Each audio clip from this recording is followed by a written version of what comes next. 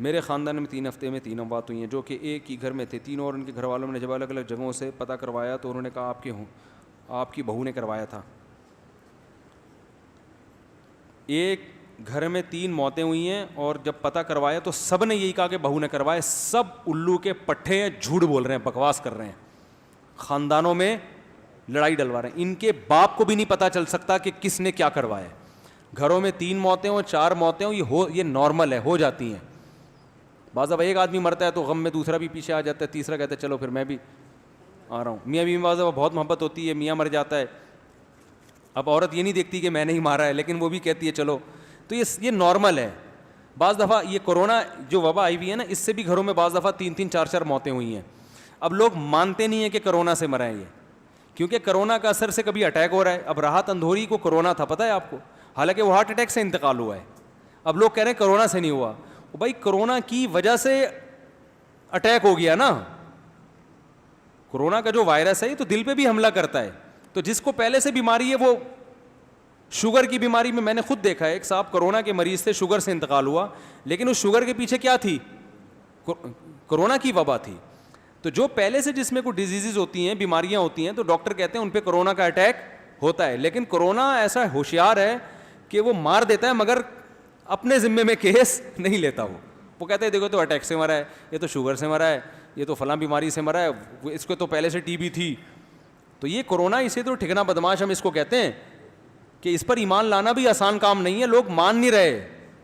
تو راحت اندھوری کے ساتھ بھی بڑے بڑے علماء کورونا سے انتقال ہوا, لیکن ان کے مریدین مان نہیں رہے کہ کرونا سے انتقال ہوا ہے, حالانکہ ان کی ہسٹری کے پیچھے وہ کرونا پازیٹیو تھا ان کا. اور وہ تو جو دل کے پیشنٹ ہوتے ہیں نا, ان پہ کرونا کا اٹیک بہت, کرونا ان سے ہارٹ اٹیک کرواتا ہے, سمجھ رہے ہیں نا, وہ ہارٹ اٹیک سے کرتا ہے. تو یہ بعض دفعہ گھروں میں ایک کو ہوا, دوسرے کو, تیسرے کو, 2 3 جنازے بھی گھروں میں ہوئے ہیں اس سے. تو ایسا بھی ہوتا ہے. تو ہو سکتا ہے اس کے پیچھے ٹیسٹ تو لوگ کروا نہیں رہے ہیں, تو وہ پھر وہی ہوتا ہے کرونا کی. اور پھر کرونا کی علامتیں مختلف ہیں. ہمارے ایک جاننے والے کو بیماری ہوئی, وہ ایک دم سے 1 ہفتے کا ان کی یادداشت چلی گئی, عجیب بھی, حالانکہ زندگی میں کبھی ان کو ایسا نہیں ہوا, بالکل ایب نارمل ہو گئے وہ, 1 ہفتے کے بعد بالکل فٹ فاٹ ہو گئے. تو بعض ڈاکٹروں نے کہا کہ اس بات کا, انہوں نے ٹیسٹ تو نہیں کروایا, لیکن اس بات کا امکان ہے کہ میں کرونا کا اٹیک ہوا تھا اور وہ 2 4 تھپیڑ لگا کے نکل لیا. تو وہ ہے نا, وہ تو بدماش ہے, وہ کسی پہ بھی کسی طرح سے اثر ہوتا ہے, کسی کا دماغ آؤٹ ہو جاتا ہے, کسی کو ہارٹ اٹیک ہو جاتا ہے, کسی کو سانس کا مسئلہ ہو جاتا ہے. تو یہ چل رہا ہے.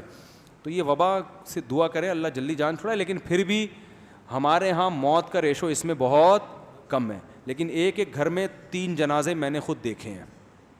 اسی محلے میں ایک گھر میں 3 جوان موتیں ہوئی ہیں کرونا کی وجہ سے, اسی محلے میں ہوئی ہیں. میں نے خود جوان لڑکوں کے جنازے پڑھائے جن کا کرونا سے انتقال ہوا ہے.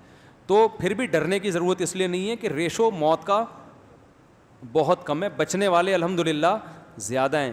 لیکن عاملوں کے چکر میں نہ پڑیں, وہ بلا وجہ بہو کی بدگمانی آپ کے دل میں پھیلائیں گے. معصوم عورت ہوگی, اس پہ جب بھی آپ کی 2 بیویاں ہیں نا, آپ عامل سے پوچھو گے نا, ایک بیمار ہوگی تو عامل کہے گا سوکن نے کروایا ہے یہ, اور لوگ یقین کر لیتے ہیں.